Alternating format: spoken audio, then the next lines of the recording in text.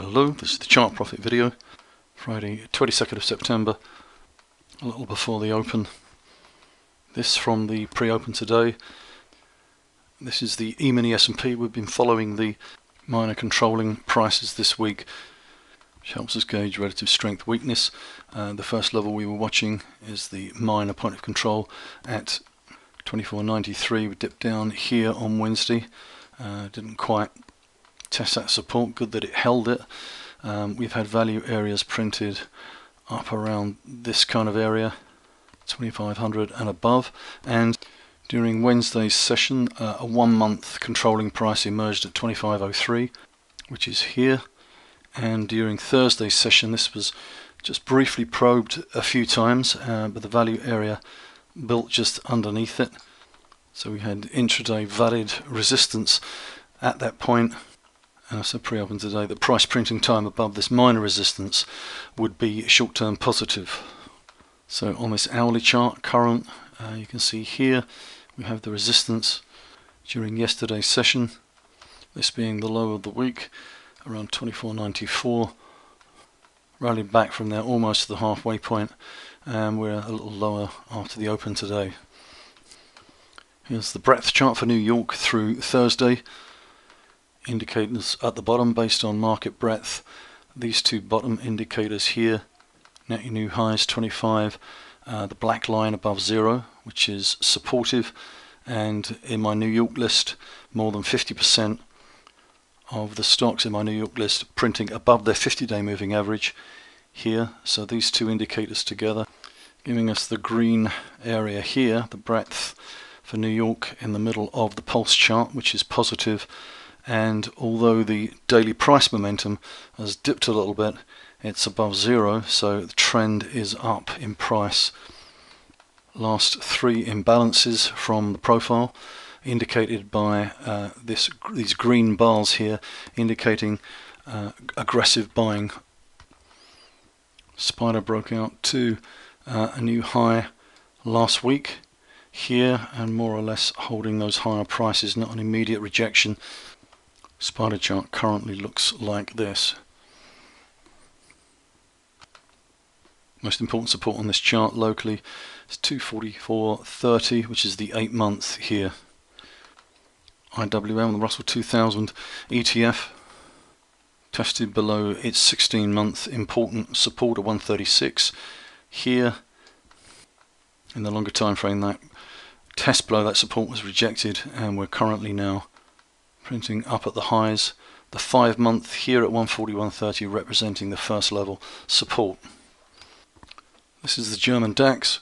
Level to watch here is 12,450, which is the 8 month controlling price here. Price back underneath this level would indicate weakness if we're in an uptrend here. DAX has got to hold that level, which is close to the halfway point, the dotted line here from this high to this low. So around that level, important support. We want to see this broken.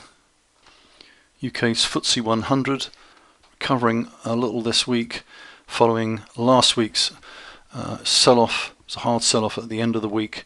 The important price area here is the 12 month at 74.13, just below that halfway point again from this high to this low. This index, unlike the DAX, in a weak location here. Quick look at the sentiment indicators. My version of the Ridex assets ratio currently just below 9, having been up above 15 and reached its highest level in the database at this point.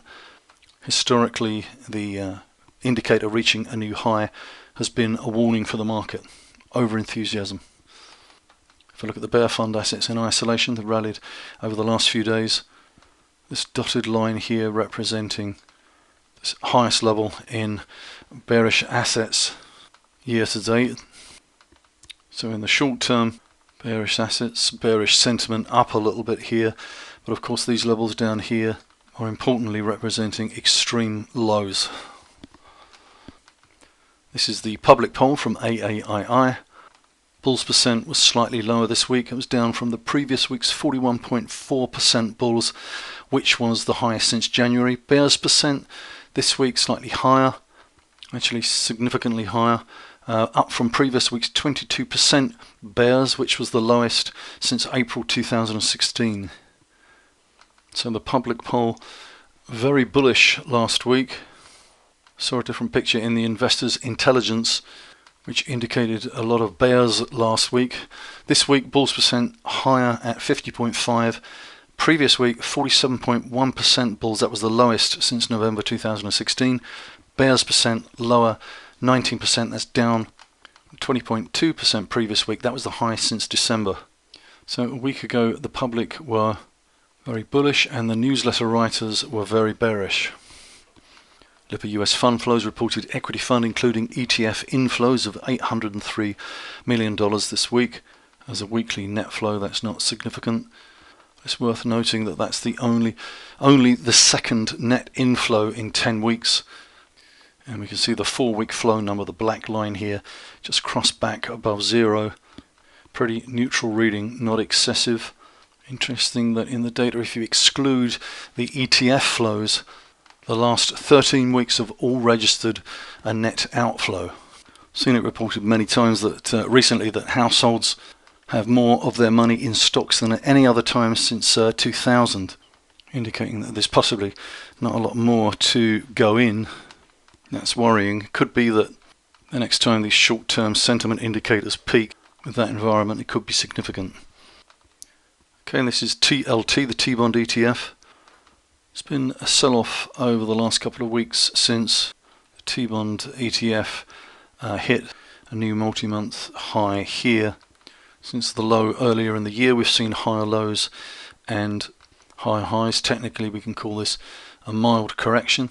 As long as TLT holds above this 8-month here, 121.63, it's in a strong price location. Off the low to the June high, we saw a halfway correction, which is quite typical for new uptrend. That moves up slightly to, let's say, 123. That would be first level support, unless the 8-month at 121.63 migrates higher. This is USO, the oil ETF. Here's the important low, along with many risk assets back here in February 2016 to the subsequent high. We have the natural support here at the halfway point, this dotted blue line, just below the major point of control, which is most important at 10.14, and there's a little consolidation right now going on just above that level. So this chart has actually moved just in the short term, indicating a sign of strength here. A bit more time above that level, a break above these two previous peaks here would reinforce that. Obviously needs to hold this level here. Price back below this level would negate that assumption of strength. This is Gld the Gold Etf, the important low, back over here to this high. We draw that dotted halfway point in support here. A little, I'm saying the longer term, a couple of days testing below that point. That was rejected, and we've seen Gld move swiftly higher to a new multi-month high above this point. Most importantly, all of this price action here has taken place above the major, which is 119.84. Not much chance at the moment of that migrating. That would take a lot of time elsewhere, and this is a really long-term level. So Gld has moved into a stronger price location in the long term. Obviously, over the last couple of weeks, there's been significant weakness on this sell-off here. Currently, the shorter term controlling prices are at this same level. They certainly could migrate higher with a bit more time around here, for instance.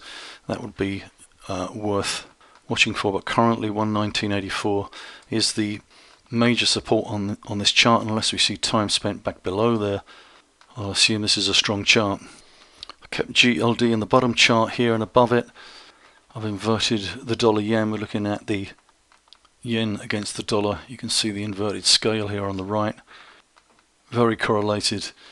Important low on this chart came a little earlier than Gld, and I've run the halfway point across, and we're kind of there at the moment, using one to predict the other. Support here and a rally back for the yen would likely be supportive for gold. So we're now looking at the dollar yen.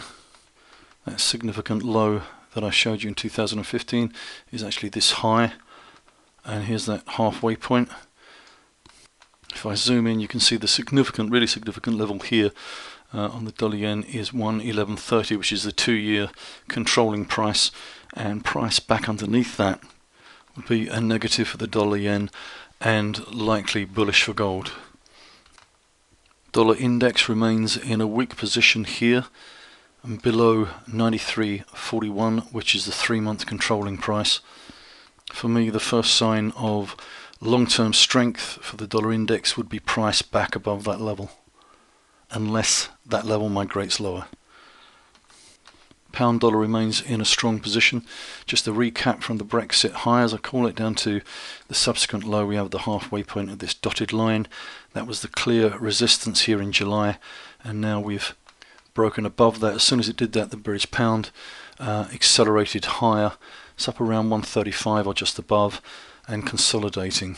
First sign of weakness would be price back below that halfway point. In the longer term, price back underneath the 5-month at 128.84 would indicate lower, but this is a strong chart.